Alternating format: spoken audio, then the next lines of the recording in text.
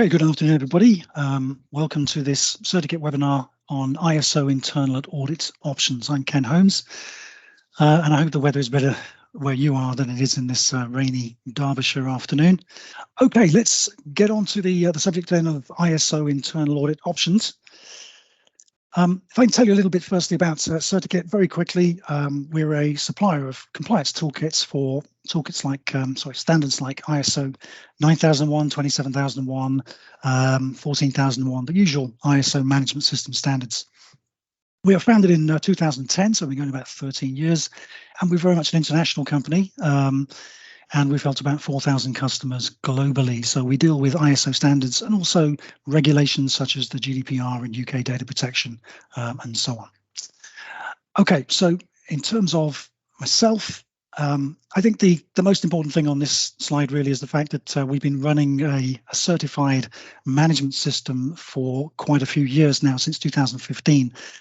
So the point is, as well as having done audits myself, I've also been audited many times for 9001 and 27001 and a few other things as well. So we're running an integrated management system, so hopefully I can give you a perspective from both angles there.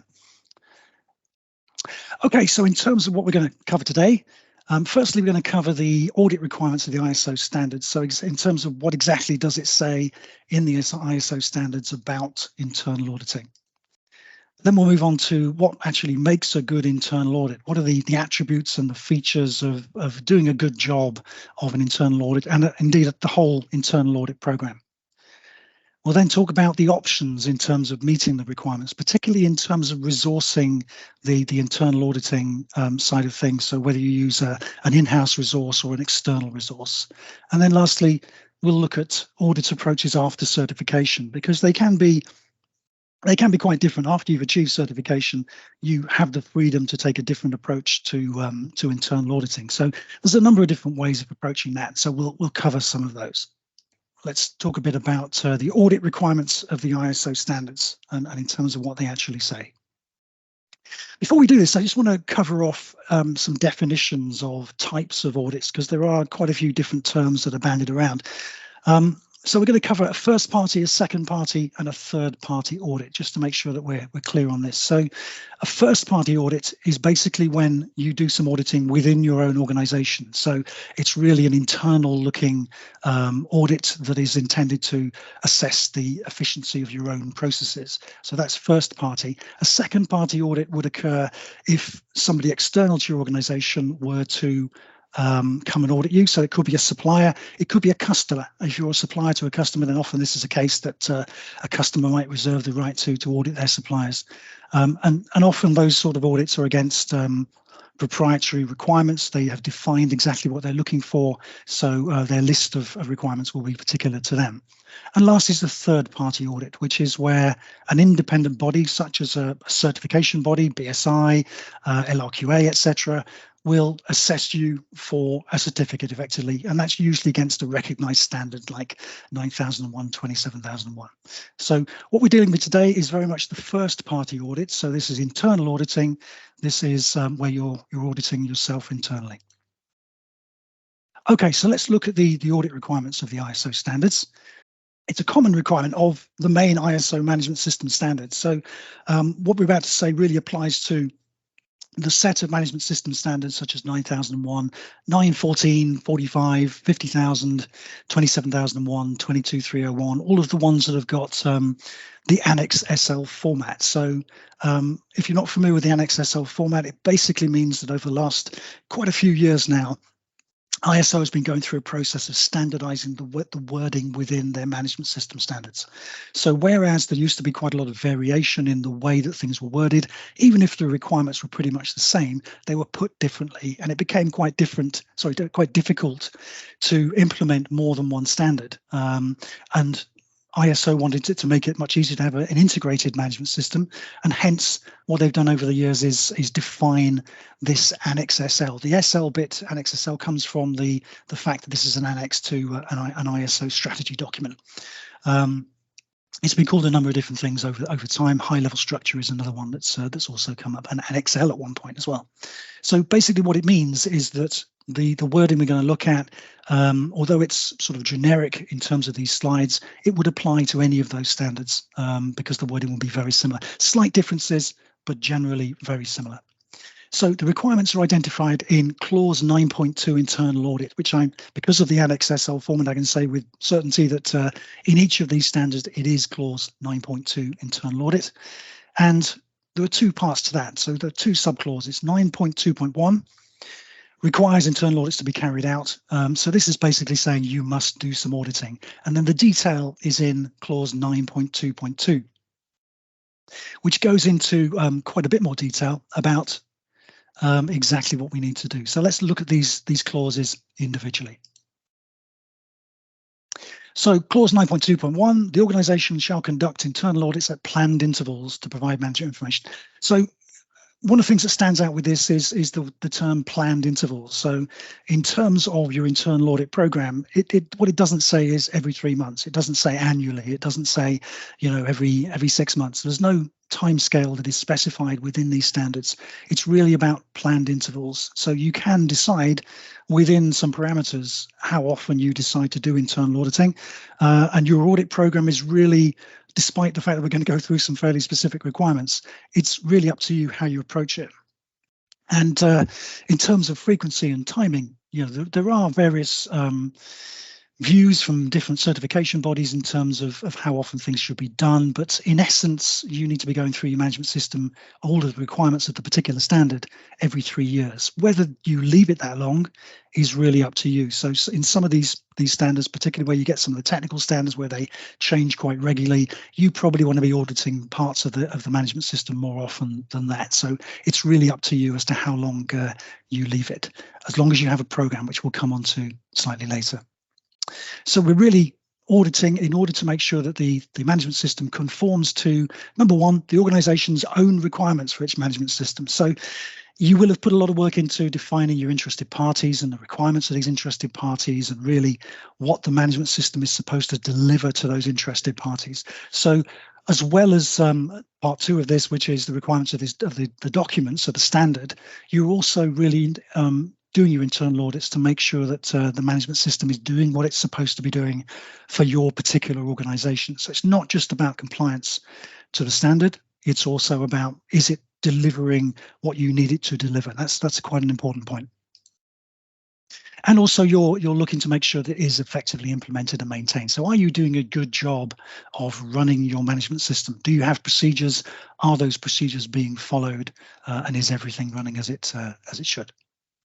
Okay, so that was clause 9.1.1. 9.2.2 gives us a bit more detail about this. So it's saying that the organisation shall plan, establish, implement, and maintain an audit program. So I'm not quite sure the difference between establish and implement is in this case, but certainly what we're talking about here is an audit program. So in terms of your external auditor, so say your BSI that comes in and looks at how your process is running, they will expect to see an audit program that sets out how your audits are going to be conducted.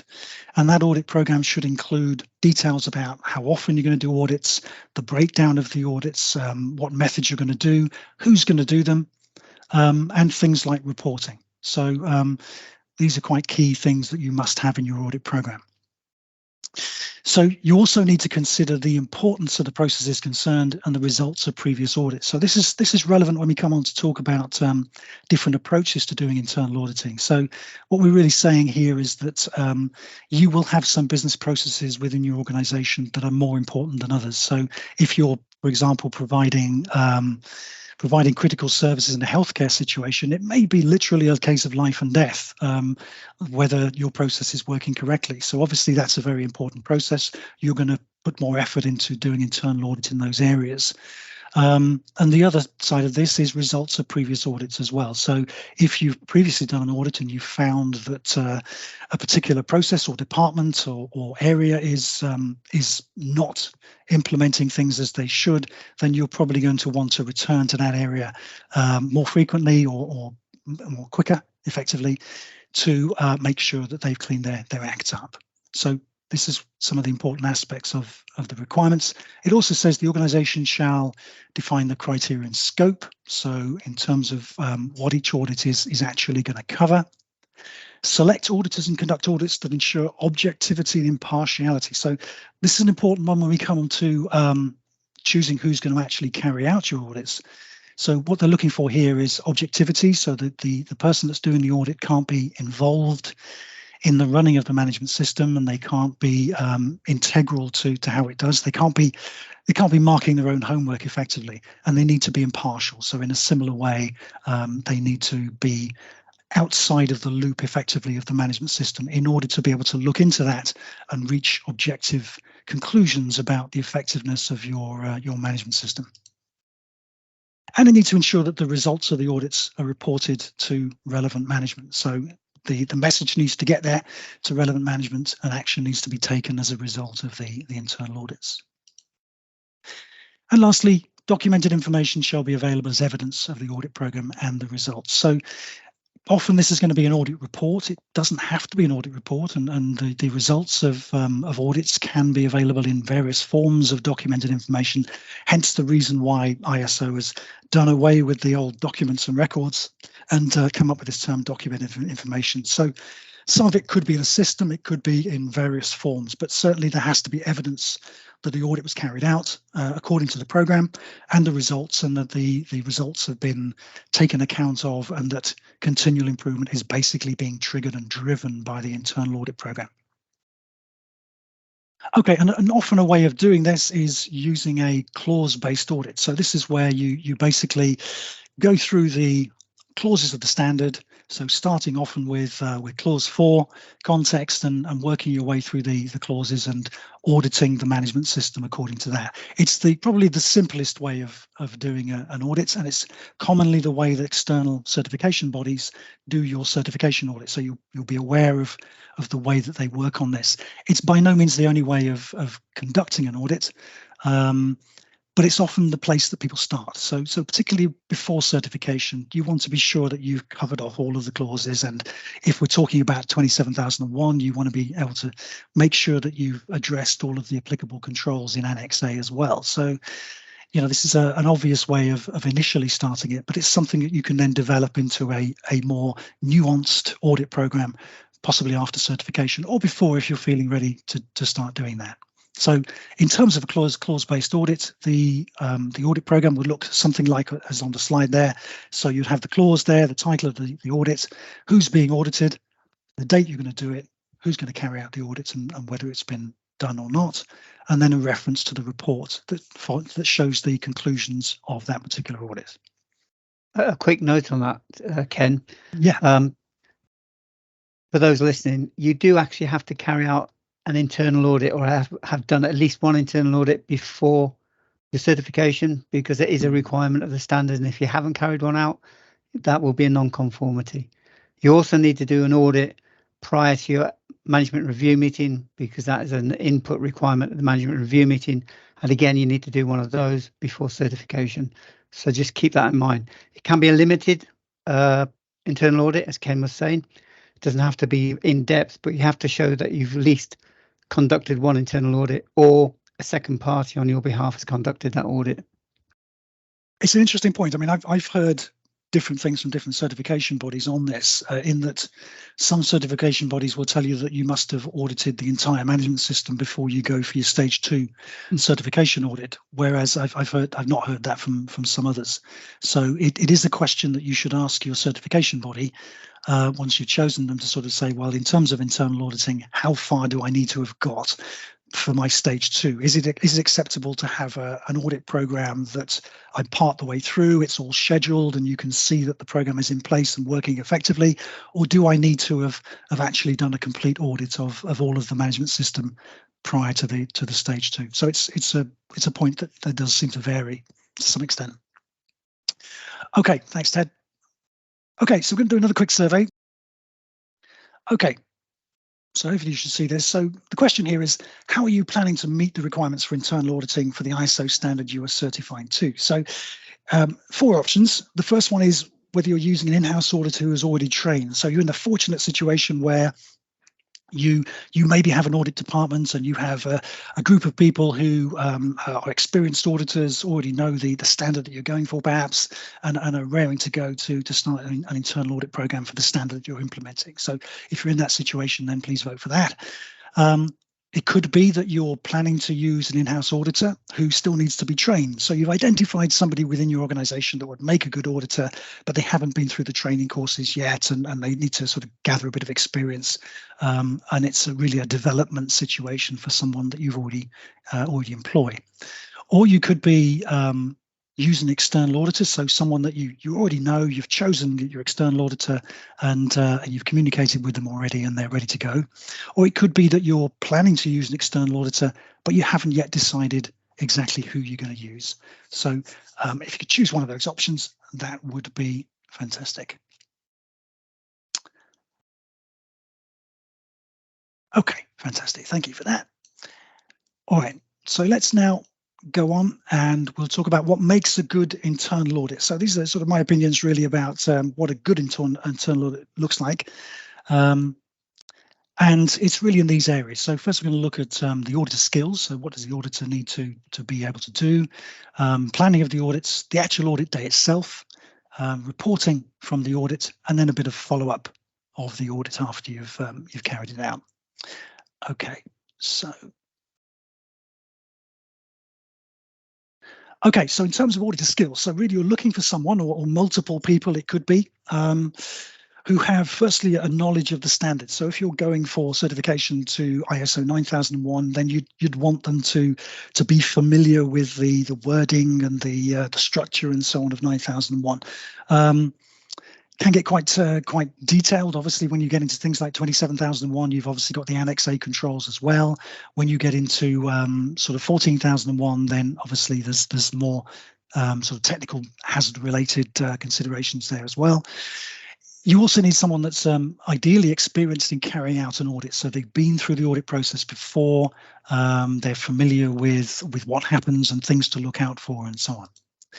Ideally, they need some organizational skills as well, because as we suggested, putting an audit program in place means you have to think about exactly what the audit program is going to look like. You have to arrange for people to be there. You have to, make sure that that all the different aspects of arranging an audit and carrying out an audit are in place.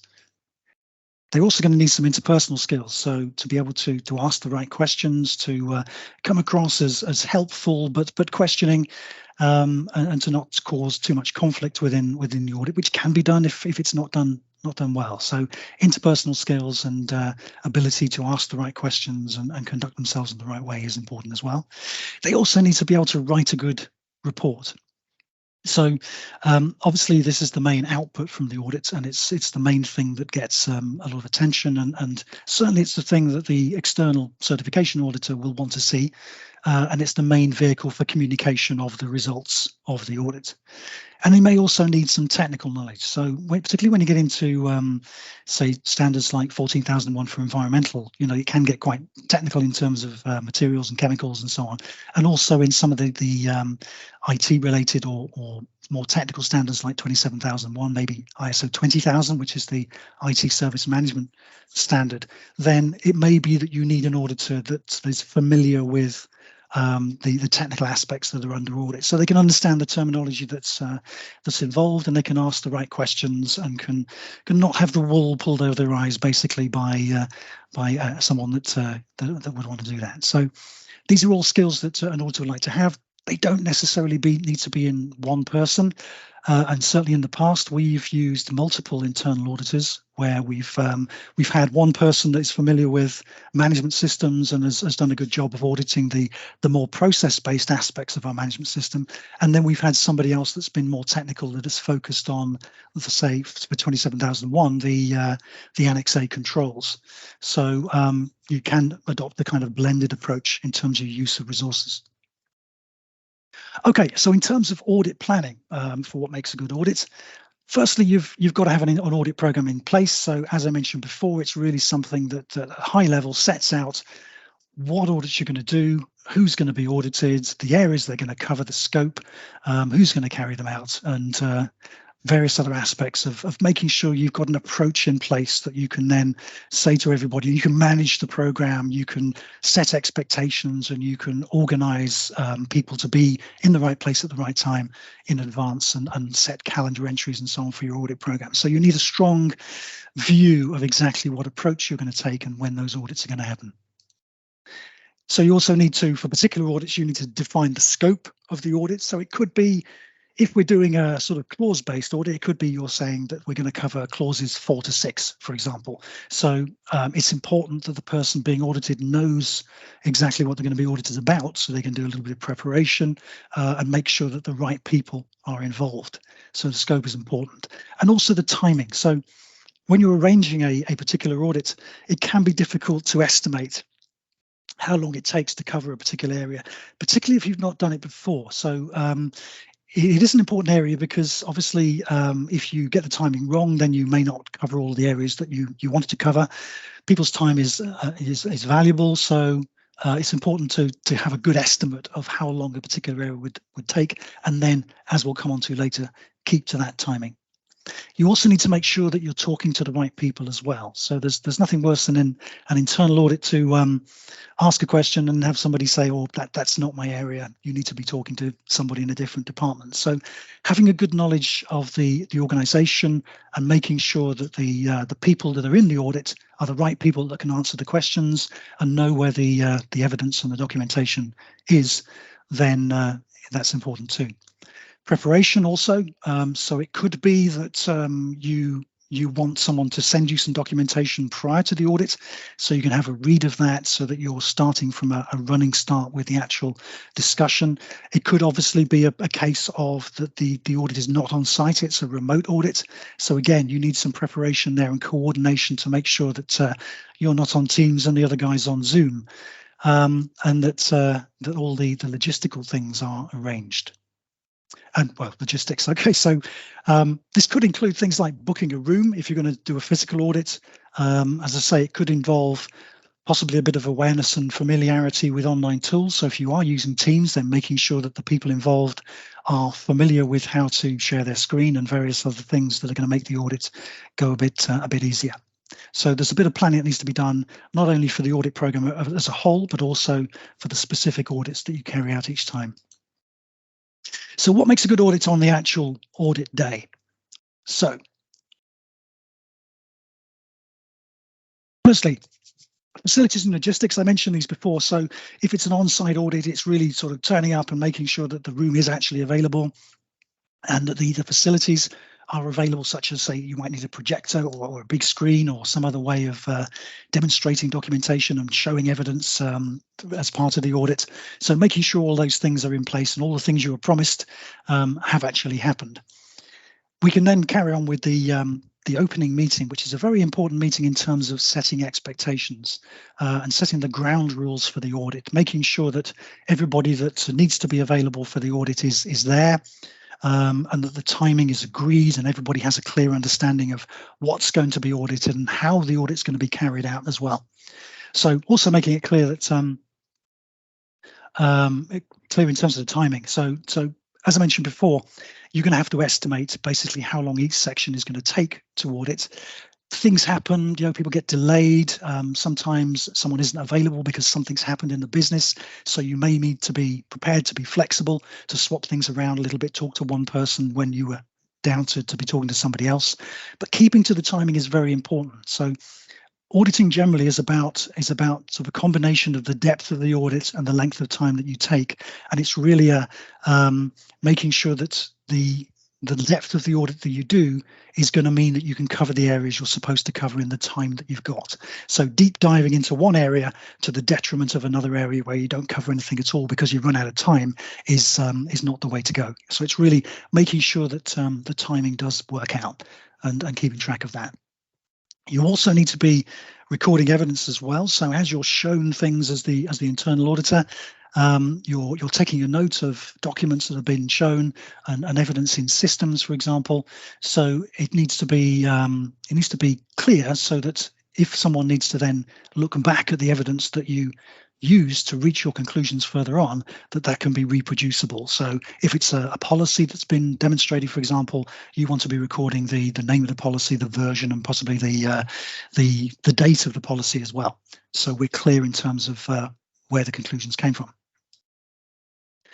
We also need to be clear about non-conformities as well. So in the closing meeting, which we'll come on to in a minute, there shouldn't be any surprises. So if you come across something that isn't as it should be, so for example, it's a policy that hasn't been followed, or it's an area that just hasn't been addressed, then you'll want to raise a non-conformity. So non-conformities can be major or minor, and usually there's observations as well, which is a lower form of non-conformity, or just an observation, really suggestion. So you need to be clear about when this happens. So if there is an instance where you're going to raise a non-conformity, it's not a case of scribbling it down in your notebook and not sharing it with the person you're auditing. You basically need to be very open about this and say, look, this wasn't quite as I expected. We haven't got evidence for this particular requirement, so I'm going to raise a minor non-conformity in that area, which means basically you need to fix that. And normally you'll get the agreement of the person that you're auditing to that anyway, so that there isn't any arguments. And then we have the closing meeting, which as well as thanking all the participants for their contributions, we would also go through what the findings are in essence. There will be a report, but it's useful to communicate this as part of the audit as well. As I mentioned before, go through the non-conformities and just confirm what those are, any observations as well based on experience perhaps of other places, and really sort of closing off the audit and preparing for the report writing. So the report, as I mentioned before, is the main deliverable from the internal audit. So it's really a case of making sure you've got all of the information that you need to put into your report. Different people do this in different ways. So sometimes people take notes during the internal audit, and then they take time away from site to prepare the report. And sometimes they add more information in there, more sort of added value, if you like. Others take the approach, particularly if they're limited for time, of starting with a draft report at the start of the audit, and effectively the audit is a process of filling in the report. So by the time you get to the end of the audit day, you've effectively written the report, and it's just really a case of tidying it up and submitting it. So different people work in different ways. You often find certification auditors, because I mean our auditor that audits us from BSI for 9001 and 27001, we talk to them and they're all over the place, constantly booked out, very busy. If they don't get the report written in the same day, it probably isn't going to get written anytime soon, or it's going to be written in their own time.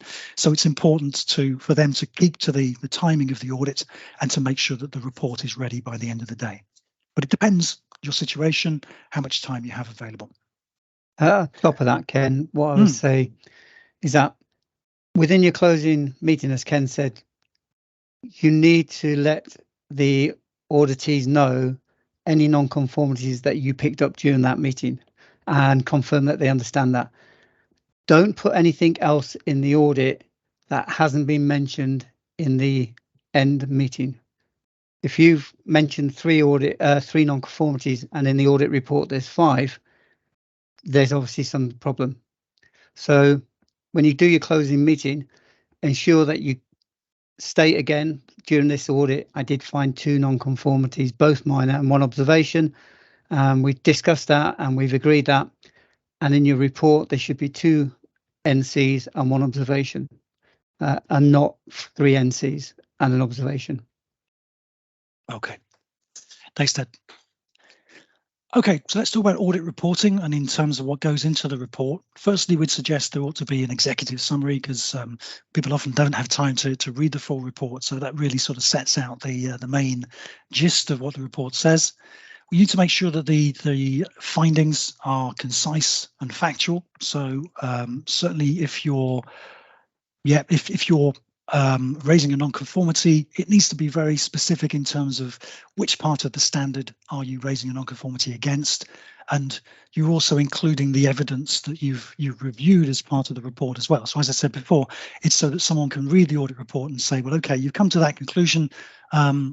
but what evidence have you seen? It could be that there is a document, for example, that the person you're auditing wasn't aware of that actually answers all of the issues in a non-conformity. So it provides the evidence to be able to go through and make sure that everything was as it should have been. But you need to be quite specific about your findings. It's normal as well in the report to detail who was there. So who did you audit? Sometimes you can get objections that you come to a conclusion in a particular audit, and management will come back and say, well, that's fine, but the person that knows most about this wasn't involved in your audit. And that goes back to the preparation side of things, making sure you find out exactly who would know the information that you're auditing to make sure the audit is as complete as possible first time. And it's also important to make positive points. So it's tempting with, we see audit reports that have, dozens of non-conformities and so on, and that can be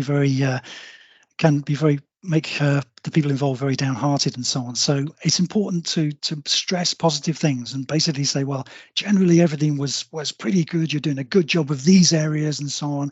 It's just these areas that need some attention and need to be fixed. So obviously, a positive report is more likely to be received positively by the people that are going to read it and they're going to do something about it. And at the end of the day, it's all about improvement. It's all about the continual improvement side of things. And internal auditing is that engine that drives the continual improvement within the organization. So a good audit report is important. And after we've done the audit report, it's then a case of following up as well. So submission of the report to the right people. Giving people an opportunity to ask any questions. Confusion does arise with internal auditing. Someone thought you meant something else, and it turns out the evidence is all there.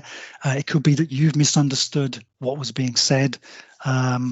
So there is plenty of scope for confusion around this. So there also needs to be an action plan for non-conformities. So once you've produced your report, you have a list of non-conformities or observations that need to be done. Then it's really up to management to say, okay, we accept these non-conformities, and this is what we're going to do about it. So this again is a key point in terms of making things actually happen as a result of the internal audit. And then you really need to be checking back on implementation. So, it's okay to say, oh, yes, we're going to do all these things, but it's important to check back and make sure they have actually happened. Quite often you can do that at the next audit. So quite often a part of an internal audit is checking on the completion of non-conformities that are raised at previous audits. So it's important to stay on top of those. And also to get some feedback from the auditees. Did they feel the audit was useful?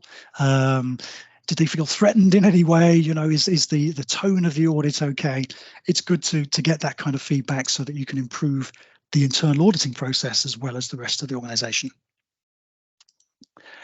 Okay, so that was about, we've covered the requirements of the standards and some suggestions in terms of what a good audit program looks like. Let's talk a little bit about resourcing options in terms of meeting the requirements. So in basic terms, there are two options here. So there's either the in-house option or the external option. So what I want to do is briefly go through the pros and cons of both of these. Okay, so the pros of an in-house option. So this is where you've got an employee, a person within your organization who is going to fulfill the internal auditing requirements and be the internal auditor. So there are some good things about having someone that can do that within your organization. So typically they have an existing knowledge of the business, so they work for the organization already, so they know what you do and they know what the important processes are, and they know possibly the customers and the industry that you work within. So they're really starting from a position of a decent knowledge of the background. It also develops an in-house resource as well. So you're developing skills within somebody that works for your organization. And from a cost point of view, it can be cheaper if a good candidate is available. Training, we'll come on to training in a second, but certainly the cost of training somebody up to become an internal auditor can compare quite favorably with other options. There are a number of cons with this side of things. So it could be that the person that works for your organization hasn't really worked many other places before. And so the amount of outside knowledge of the way things are done in other places that they can bring to the party will be limited.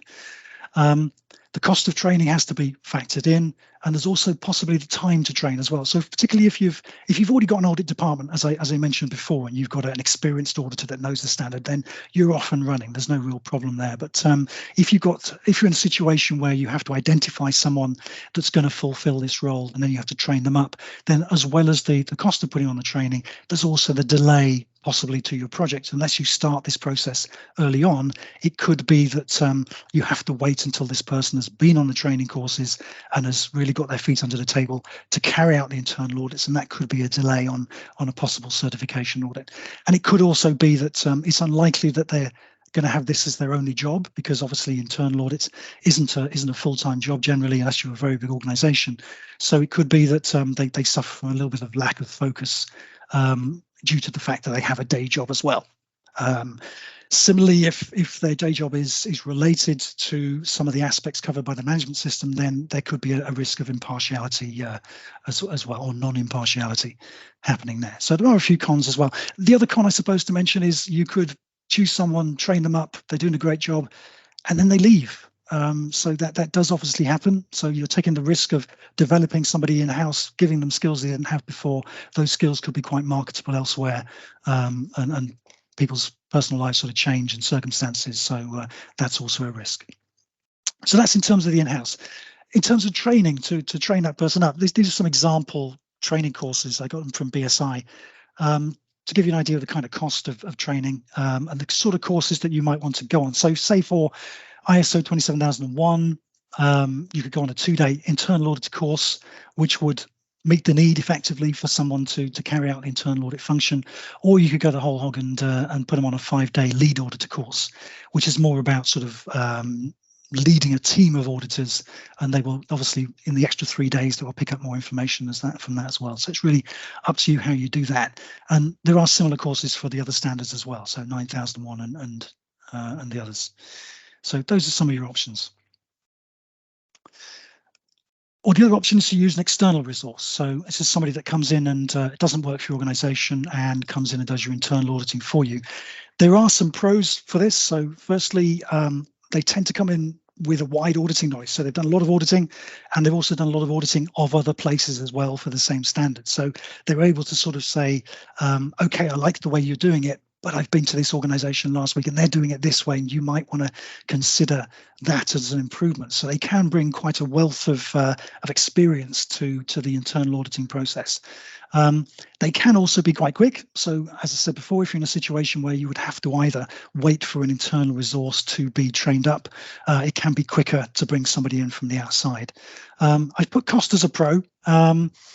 This is very much a variable thing. It depends on the circumstances. So if you've got someone that's their internal rate isn't very expensive and you can train them up fairly quickly, then they're probably going to be cheaper than getting somebody in externally, particularly because the external cost is a recurring cost, whereas the cost of training tends to be one-off. But you'd have to work the numbers on this to see what the options are.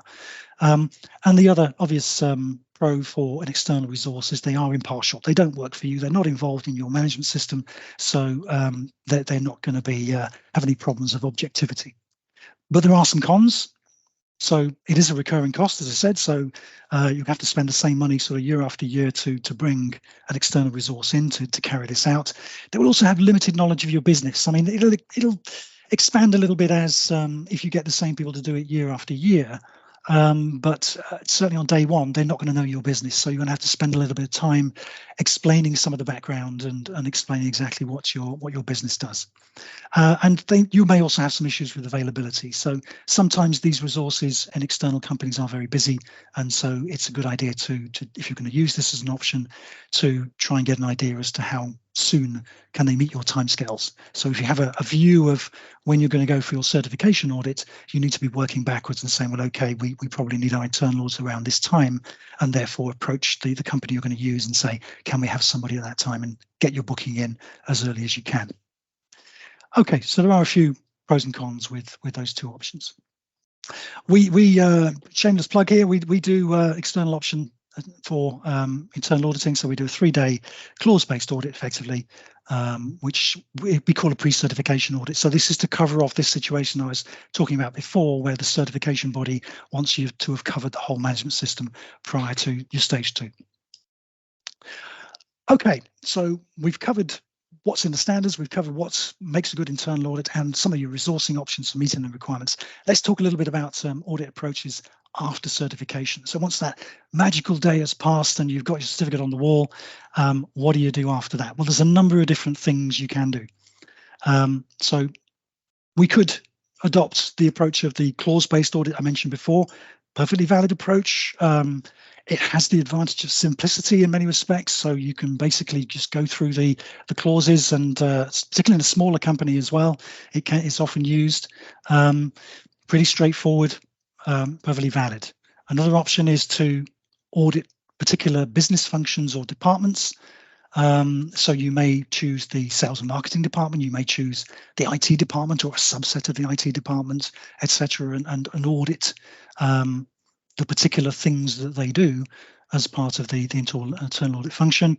Or you may do a process audit. So you may have business processes that potentially go across different departments, and you may follow that process through the full, from beginning to end, and look at the way in which the particular subject of the standard, whether that's quality or whether that's information security or environmental issues or health and safety, look at the way that that process particularly uses the different aspects of that standard. Or you could do a risk-based audit approach where, as I mentioned before, you assess the risk and you start with the high-risk areas. So you obviously want to be more assured of the completeness and validity of the processes within those areas that are mission critical. So you may decide to start with those first and then cover off the other ones later. The honest answer is you're probably going to want to do a blend of these different approaches. So this is where it comes into putting some thought into your post-certification internal audit approach.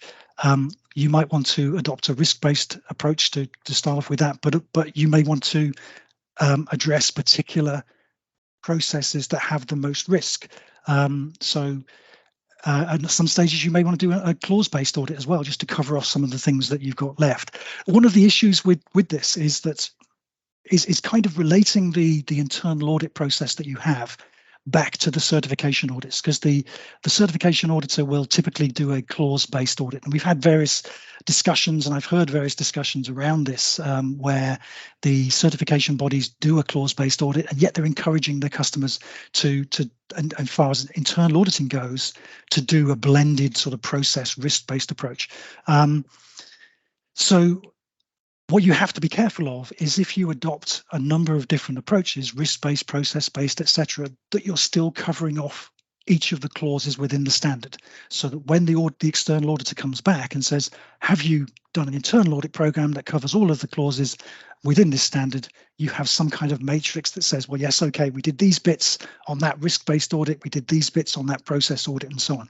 So it can be a little bit more complicated in terms of keeping track of the bits of the standard that you've audited in different ways. But it's worth putting a fair amount of thought into this afterwards, because internal auditing can be a very useful tool for not only improvement, but also reducing the stress of external surveillance audits. Because if you've got a good internal audit program in place, you know that you've covered everything. So it's very unlikely that the external auditor is going to find anything of any consequence. So when you can be a lot more relaxed going into your external audits. Okay, so those are your options. What we thought we'd do with this is repeat the poll we did earlier, just to see if anybody's changed their mind based on anything we've said here. So, okay, so you should be able to see that on your screen now. So the options are the same. I'm guessing if you've got an in-house auditor who's already trained and ready to go, your opinion won't have changed during the last sort of 40 minutes or so. But if you've got some of the other options, then I say there are pros and cons. I tried to give a sort of a balanced view of what the pros and cons are, but hopefully you'll see that as food for thought, and we can see whether anyone's had any different thoughts as part of that. Okay. All right, so to finish off then, I just basically wanted to just cover off how we can help you. So as I said before, we produce toolkits to help organizations become certified. We have a logo replacer service, which helps you tailor the documents in one fell swoop. We provide consultancy to help you get to certification. And as I mentioned before, we do the ISO internal auditing side of things. So we're on to questions now, and we'll go over to any questions. So Ted, do we have any questions? Yeah, we've got a couple Okay. First one is, how soon before certification audit do we conduct an internal audit? Yeah, okay, it's a difficult one. I mean, it depends. Is the honest answer? It really, as with a lot of these things, there's probably no point in doing internal audit until you've got enough of your management system in place to make the audit make sense. So certainly by the time you get to stage 2, you need to be able to show evidence of having done an internal audit program. So it's in terms of timing of that. You really want to be doing it, I would say, probably couple of months to 2 months maybe before your stage 2. You could do it before your stage 1, or you could do it between your stage 1 and your stage 2. It depends how many audits you're going to do. I mean, you could split this up and you could do part of the internal audit sort of before your stage 1 and part of it afterwards. It's really to make sure that that when the certification auditor turns up, that you've got evidence that you've covered the whole management system, and that there's enough of a management system to actually sort of audit. So you just need to make sure that you time it accordingly with your implementation. On that note, my experience as an auditor working with clients, what we tend to say, what we recommend is that you have an audit schedule, and that schedule is from when you think you're ready to start doing audits, and you don't have to have a full management system, as Ken said, ready, but you have enough of the management system to start doing the audits, and that schedule then goes beyond your certification date, because an auditor will see when he comes in that you've already started your schedule and you're already conducting audits, even if it's 1 or 2, and the schedule carries on into the next over the certification, where you will then finish off the rest of the audits and making sure that you audit the rest of the management system. Because it is difficult if you decide that you go down the line that we've got to audit the whole of the management system before we go for certification. Your auditing, your implementation time is going to be exponentially longer to audit the whole system. So an auditor coming in from a certification body will understand that. What they want to see is that you have an audit schedule in place that will cover the whole of the management system, that you have already started doing 1 or 2 audits and they've got an audit report and NCs if they've come up, the evidence that you've done them, that they've been reflected in the management review, and the rest of the schedule beyond certification is in place. Because when they come back to do your first certification audit, that's one of the first things they're going to do is check your internal audit schedule and look at evidence of the ones that happened after your original certification date. So just bear that in mind. You don't have to do the whole of the management system before it. You have to have a schedule in place to cover that. Now, my rule of thumb, and the one I talk to clients with, is that if you're a new company and it's the new implementation and it's your first certification, you should be looking at auditing all of your management system within that 12 months. And you should do 2 management reviews to make sure you're on track. Once you've done that for a couple of years and you're comfortable with your audit schedule, you can then extend that schedule to cover the whole management system over 2 years or 3 years. And an auditor will then understand that you've got mature enough that you don't need to cram it all into 1 year. You've now taken the step to extend it over a certification cycle, that you will continue to audit your system over that 3-year cycle. I mean, it's a good point that you don't have to do the same thing every year that you've you started. Exactly. So it is a case of sort of maturing the management system and also taking an approach that as you get more familiar with what's required and you've done a few internal audits, then you can tweak the program. So that's a good point. Yeah, absolutely. Next question. How many days of internal auditing should we do each year? How long's a piece of string, Ken?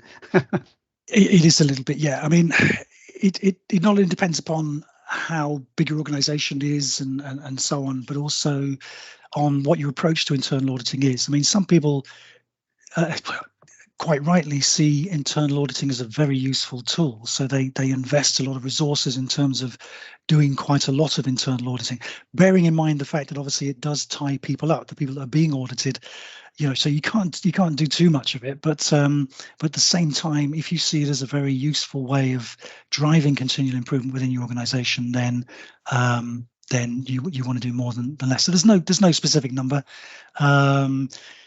If I had to quote any numbers for a small medium organization, I will. I mean, quite often people do, I don't know, maybe about 3 or 4 days, 2, 3, 4 days a year as a kind of a minimum, really, to keep on top of the audit program and so on. But it does vary according to the resources, size of the organization, and a few other factors.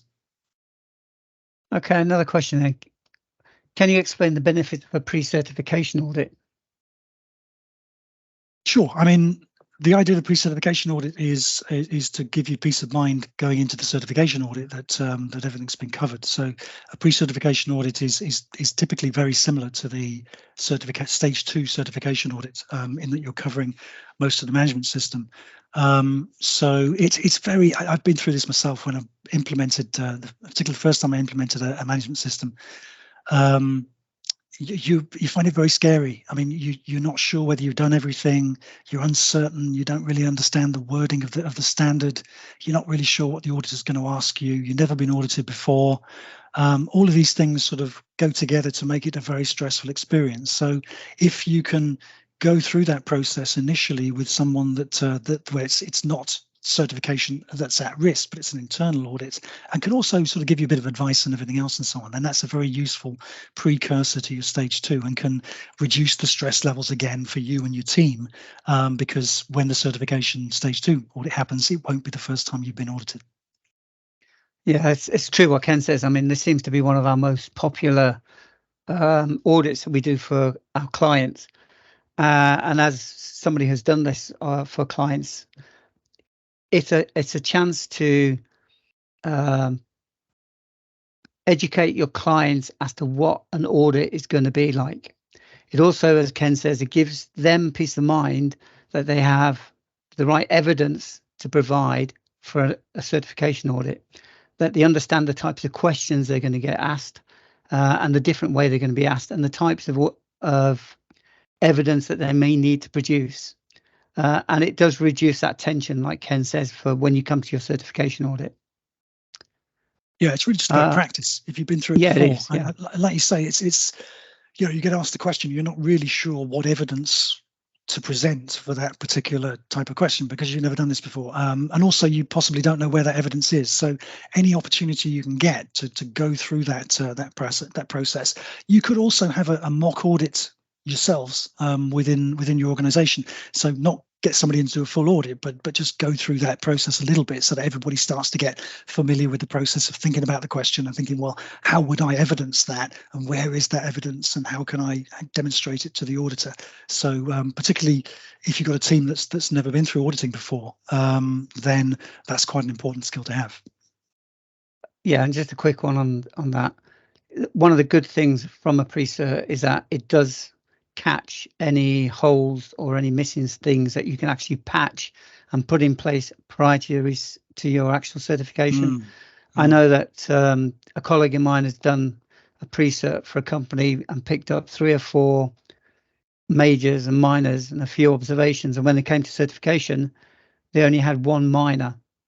So it was a big difference from either passing the certification or getting a suspension for 3 months and then come back and recertify. So it's a good thing to do. Sure. One last question then, Ken. Why does the standard insist that we do our own internal auditing and then we have to do an external audit as well? Okay, obviously the external audit side of things is in order to have an independent third party assess you to produce a certificate, and that's all about trust, that process. So if an organisation like BSI, I keep mentioning BSI, but they're not the only game in town, but if they come in and they assess you and they produce a report and they say, yes, in our opinion, you meet the requirements of the standard, then that is then trusted by other organisations. And there's a whole thing in there about UCAS accreditation and the certification bodies themselves being trusted. It's like a sort of a trust cycle or a trust chain. But in terms of internal auditing, that's really a case of the reason that the standard insists on internal auditing is the idea that, in my opinion anyway, it's a case of you can do a lot more internal auditing yourselves and drive continual improvement through that. And what the external auditor is doing is making sure, checking that you're doing that. So it's really for you. The standard is really sort of saying internal auditing is you checking yourselves and improving yourselves, because that's the way the management system is intended to run. You shouldn't really need this third party that comes and checks that you've done absolutely everything, because if you've got this desire internally to do it properly, then the internal audit process effectively embodies that desire to do things correctly. So you're going to get, in many respects, you'll get a lot more value from your internal auditing process than you will from the external auditing, because the external auditing is all about have we passed, do we get the certificate, whereas internal auditing can take more time and can deliver more genuine value on whether your high-risk processes are really operating as they should. So it can be an incredibly valuable and useful process.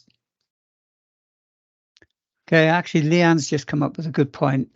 This is going back to the previous question, is that getting a major and having only a month to sort out can be difficult.